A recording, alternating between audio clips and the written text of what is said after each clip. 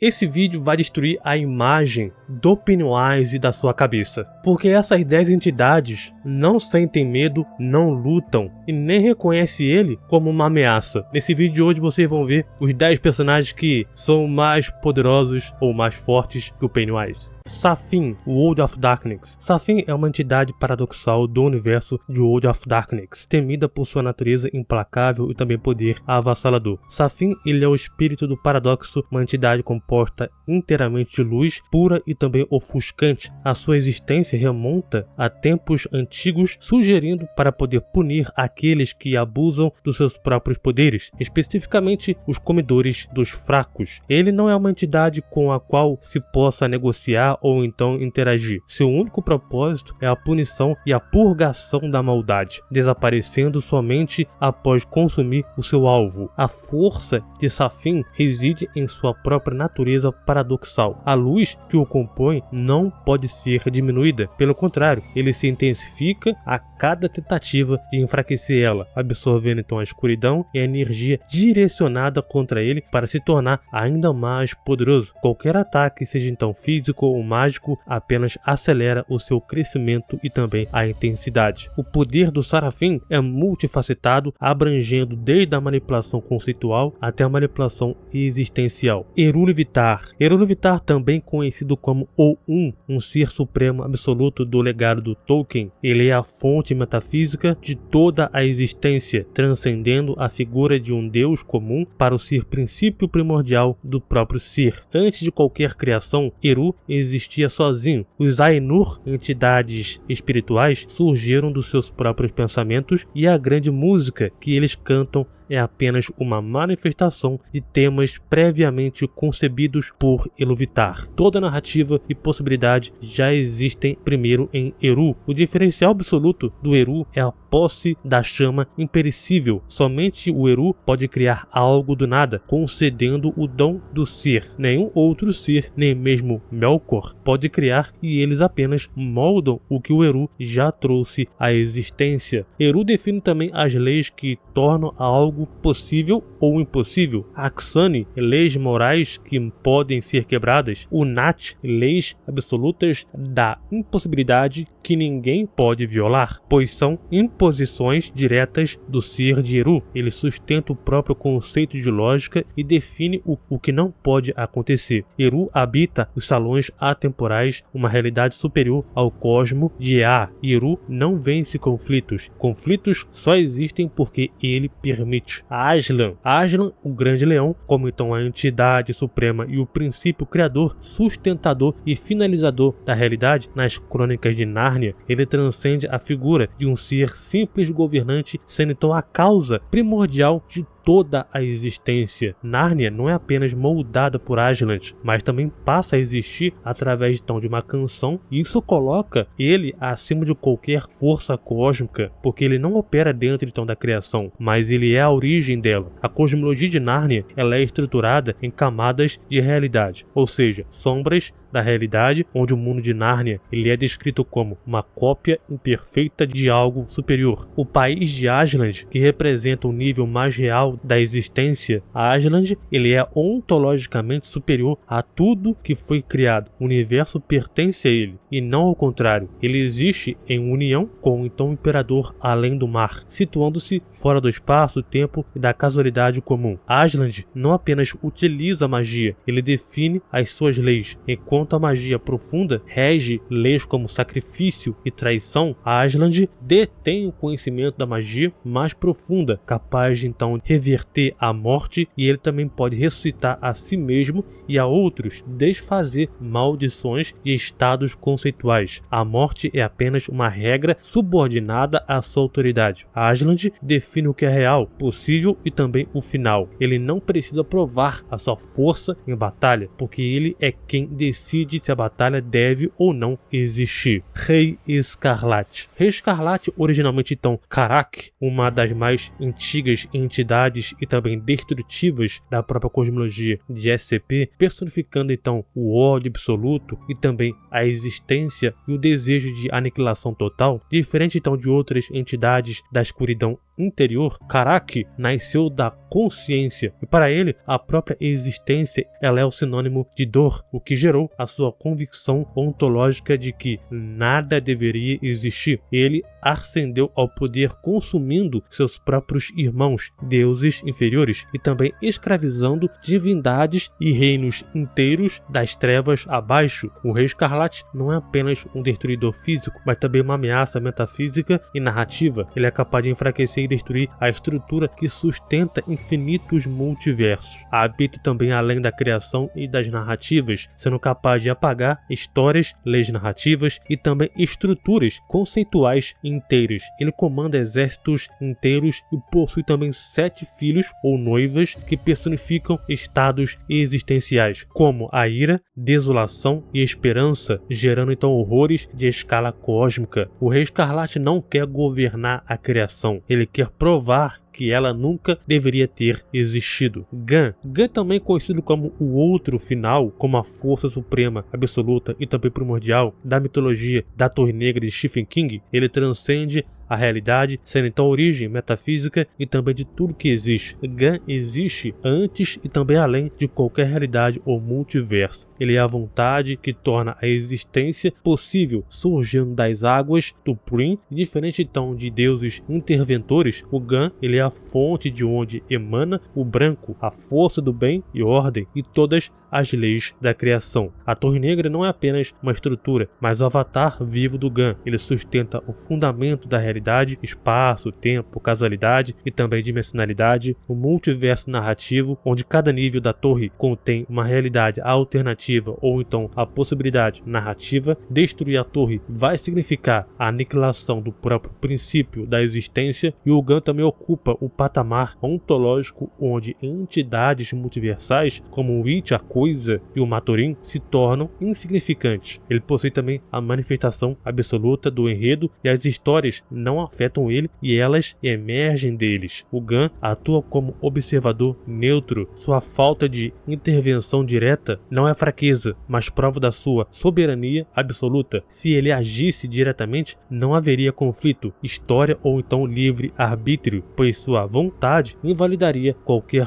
oposição. The One Above All, acima de todos, é a força criativa suprema da Marvel, a origem absoluta de tudo que existe, existiu e também existirá. Ele não é apenas o ser mais forte do multiverso, ele é a razão do multiverso existir. Todas as entidades cósmicas, eternidade, morte, oblivion e até o tribunal vivo existem abaixo dele e dependem diretamente da sua própria vontade. Seu poder é tão vasto que o tribunal vivo, a maior autoridade cósmica conhecida, age apenas como seu representante e mesmo assim pode ser ignorado ou então corrigido quando um acima de todos decide intervir diretamente. Assim, existe fora do tempo e do espaço a chamada Casa das Ideias, um plano acima de toda a realidade. O Toa não precisa da sua força bruta. A sua arma, ela é o amor, pois ele constrói, sustenta e dá o sentido à criação. Quando necessário, manifesta o seu aspecto oposto, um abaixo de todos, pelo Hall, que destrói para poder que a existência possa ser reconstruída. A criação e destruição não são opostos para ele, mas parte do mesmo ciclo controlado. Ele criou até mesmo conceitos fundamentais como Oblivion, o vazio primordial, e observa sua criação por incontáveis perspectivas, raramente interferindo para poder preservar o livre-arbítrio e ainda assim, quando parece, pode mudar o destino, restaurar a esperança, redefinir o rumo da existência com tom absoluta facilidade. Ele não vence conflitos, ele decide se eles precisam existir. Below Hall, um abaixo de todos é o aspecto sombrio do um acima de todos, surgindo quando a Mãe dos Horrores corrompeu a essência da força criativa suprema da Marvel, o Toa, que representa o amor, a criação, a compaixão. O The One Below Hall, ele é a personificação absoluta da destruição, do ódio e também da corrupção, não como um vilão comum, mas como um contrapeso cósmico necessário ao ciclo do multiverso. universo. Seu poder ele é imenso porque não é uma entidade independente, mas sim uma manifestação direta do próprio Criador Supremo. Isso coloca ele automaticamente acima de deuses, demônios, titãs e também entidades infernais. Ele já demonstrou ser capaz de matar ou subjugar seres cósmicos sem esforço, rasgar o tecido da criação e aprisionar a própria mãe dos horrores em um vazio fora da realidade. E mesmo selado no lugar abaixo, o ponto mais profundo da existência, o um abaixo de todos, influencia o multiverso por meio de energia gama, usando então mutantes gama, especialmente o Hulk, como então avatares. E quanto mais ódio, dor e desespero existem, mais poder ele possui. E por esses sentimentos alimentam diretamente a sua natureza. Embora não possa criar nada por si mesmo, seu papel ele é essencial, destruir para que um acima de todos possa reconstruir a existência em um nível mais elevado. Seu objetivo final é aniquilar toda a existência ou a vida e se tornar a única presença restante, apagando histórias, mundos e também significados. Ele não quer governar o multiverso, ele quer que nada além dele exista. Se você quer aprender a como criar a sua própria cosmologia, como analisar um personagem, como analisar uma batalha entre os personagens, quer entender também como funciona poderes, capacidades e tudo mais, convido a você a conhecer a Anatomia de Batalha. Nesse e-book de mais de 200 páginas, vocês vão estar aprendendo tudo envolvendo cosmologia, hierarquia, como entender,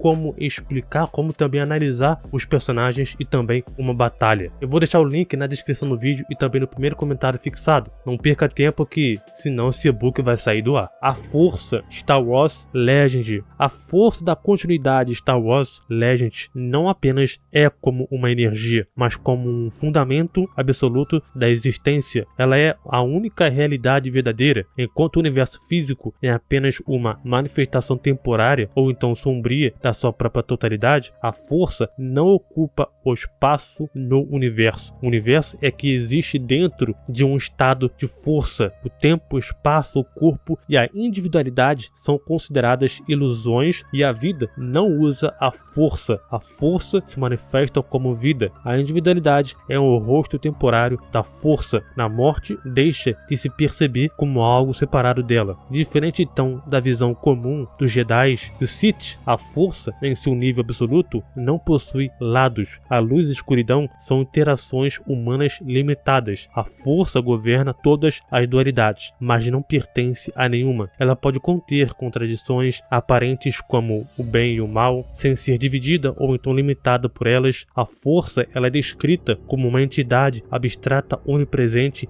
acasual e também ilimitada. Rege a probabilidade, a casualidade e o destino. O acaso não existe, tudo que ocorre é permitido pela força. Ele conecta o passado, presente e futuro, sustentando todos os eventos simultaneamente, além do espaço e tempo. A força não é algo no universo. O universo é algo dentro então da força. Darkseid. Darkseid em sua forma suprema, a verdadeira forma. Muitas das vezes chamado então de Rei Ômega, não é apenas um vilão cósmico do universo DC. Ele é apenas apresentado como princípio absoluto, uma ideia eterna, algo que existe além de universos, deuses e também da própria narrativa. As versões físicas que vemos, o tirano de Apocalipse, que enfrenta então o Superman, são apenas sombras imperfeitas, projeções limitadas da sua própria essência, que não cabe dentro então do multiverso. Na verdade, o multiverso existe dentro dele. Seu poder deriva então do fato do Darkseid ser onipresente na forma ontológica. Ele não está em todos os lugares. Ele é o próprio tecido do hipertempo. Cada linha temporal, cada possibilidade, cada universo paralelo, ele é atravessado por sua existência. E quando Darkseid morre, entre aspas, essa morte não ocorre em um ponto no tempo, mas atravessa toda a cosmologia, apagando deuses antigos, encerrando ciclos inteiros da criação e afetando também até seres que já haviam deixado de existir. A sua morte não é um evento, é um fim absoluto. Darkseid transcende a hierarquia dos deuses ou novos deuses, dos antigos deuses e até mesmo entidades ligadas a a grande escuridão. Seres como Isaiah o temerão, pois Darkseid alcança um nível em que ele próprio se torna o começo e o fim, um agente primordial capaz de redefinir eras, universos e narrativas inteiras. É por isso que Darkseid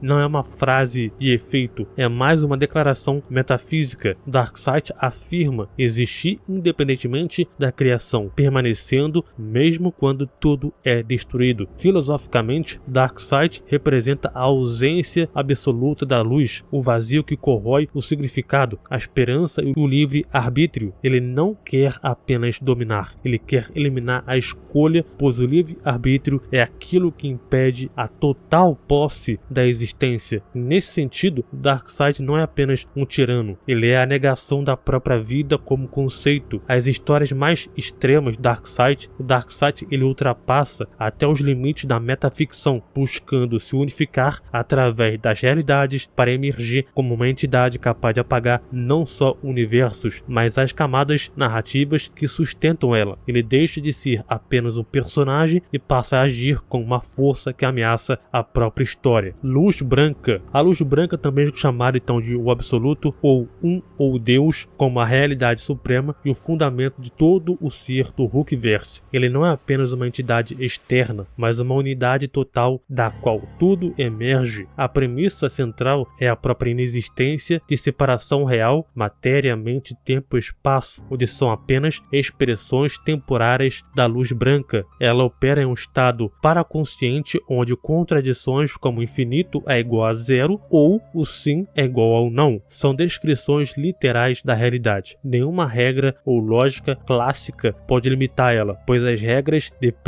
da própria distinções que a luz branca precede. A luz branca também é imutável, existe em um estado de simultâneo total. Não há sucessão de eventos passado ou futuro. O tempo é apenas uma projeção interna que não afeta ela. Eventos não surpreendem ou alteram, pois já estão contidos nela. O contato com o tom absoluto resulta na perda da separação e da memória individual. A individualidade é vista como uma ilusão temporária, se torna um com todo e não um ato de violência, mas sim a realidade final. A luz branca não destrói seus oponentes, ela apenas os faz lembrar da sua verdadeira natureza. Não existe nada contra a luz branca, pois tudo já é a própria luz branca. A luz branca não destrói nada, ela apenas lembra a tudo o que sempre foi. Se isso chocou você, você já sabe, né? Já se inscreve, deixa o like, hype esse vídeo, vire membro do canal, porque aqui o poder não tem limite.